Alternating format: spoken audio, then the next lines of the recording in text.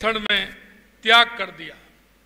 वो जंगलों में भीड़ों में कष्ट में जीवन जिया, लेकिन स्वाभिमान से समझौता नहीं किया। ऐसे हमारे महाराणा प्रताप थे। महाराणा प्रताप जी ने कभी मुगलों की दास्ता स्वीकार नहीं की। उनके शौर्य एवं पराक्रम को लेकर कहा जाता है, माई एड़ा पूत जन जेड़ा राणा प्रताप अकबर सूतो ओज के जान सिराणो सांप। यानी अर्थात ऐसे पुत्र माता ऐसे पुत्रों को जन्म दे जैसे राणा प्रताप, जिनको अकबर सिराने का सांप समझकर सोता हुआ भी चौंक पड़ता था। ऐसे महाराणा प्रताप थे।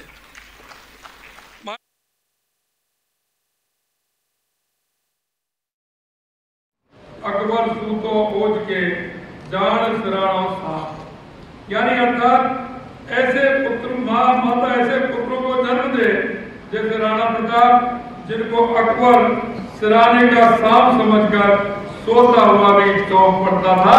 ऐसे महाराणा प्रताप।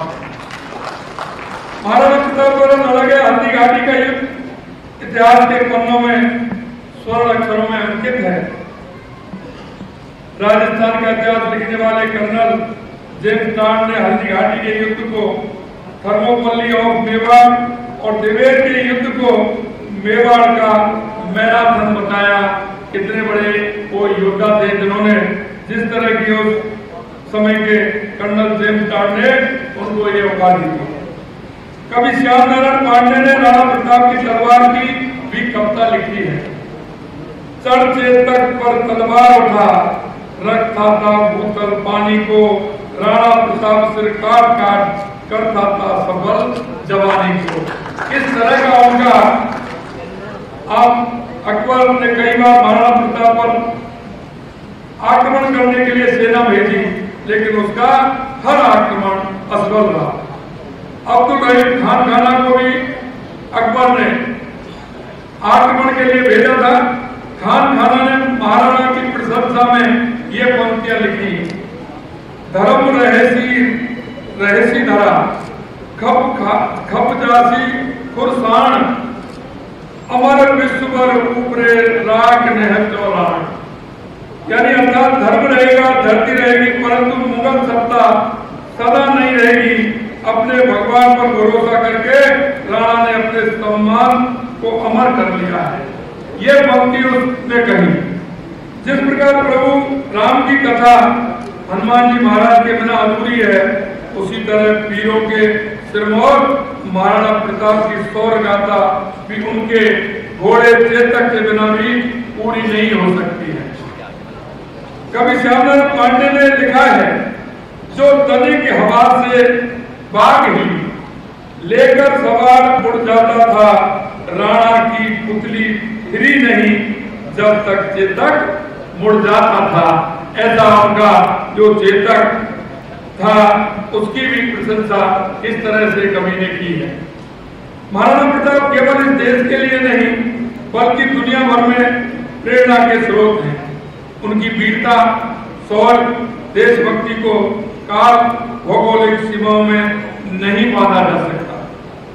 आपको पता होगा कि वियतनाम ने 20 साल लड़कर दुनिया की सबसे बड़ी ताकत अमेरिका को उल्टे बम लौटने पर मजबूर कर दिया था। तब वियतनाम के राष्ट्रपति से पूछा गया कि अमेरिका से इतनी लंबी जंग के आपके प्रेरणा स्रोत कौन रहे? तो उन्होंने कहा कि मैंने भारत के महापुरुष का जीवन चरित्र पढ़ा है और वह मेरे लिए प्रेरणा स्रोत है। जब उस महापुरुष के बारे में पूछा गया तो उन्होंने कहा कि मेरे लिए वो महापुरुष मेवाड़ के महाराणा प्रताप हैं। ये देश के लिए, दुनिया के लिए इतिहास है। मेवाड़ की धरती को पन्ना दहाई के बलिदान के लिए माना जाता है, जिन्होंने अपने पुत्र का बलिदान देकर स्वामी भक्त की मिसाल काम की है। मेवाड़ की धरती पर भामा शाह को भी नहीं भूला जा सकता, जिन्होंने संकट की घड़ी में अपना सारा खजाना महाराणा प्रताप के लिए खोल दिया था। मेवाड़ को मीरा की भक्ति के लिए भी जाना जाता है। मेवाड़ की धरती को अपने धर्म पर अड़े रहने के लिए भी कहा जाता है।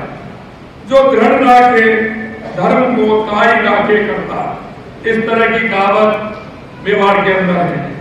मेवाड़ का आदर्श रहा है, इसे बेडुमनाही कहेंगे कि आजादी के बाद कई दशकों तक हमारे गौरवशाली इतिहास को छुपाया जाता रहा। विदेशी आक्रांताओं की पीढ़ी को रटवाकर मस्तिष्क को कलुषित करने का प्रयास होता रहा।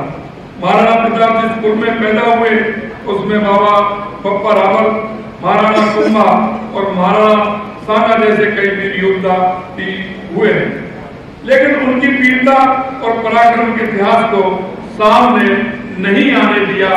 ये इतिहास को तोड़ मरोड़ करके रखने की जिन लोगों ने जिस तरह से किया है, आप समझ सकते हैं कि किस तरह से उन्होंने इतिहास को तोड़ा।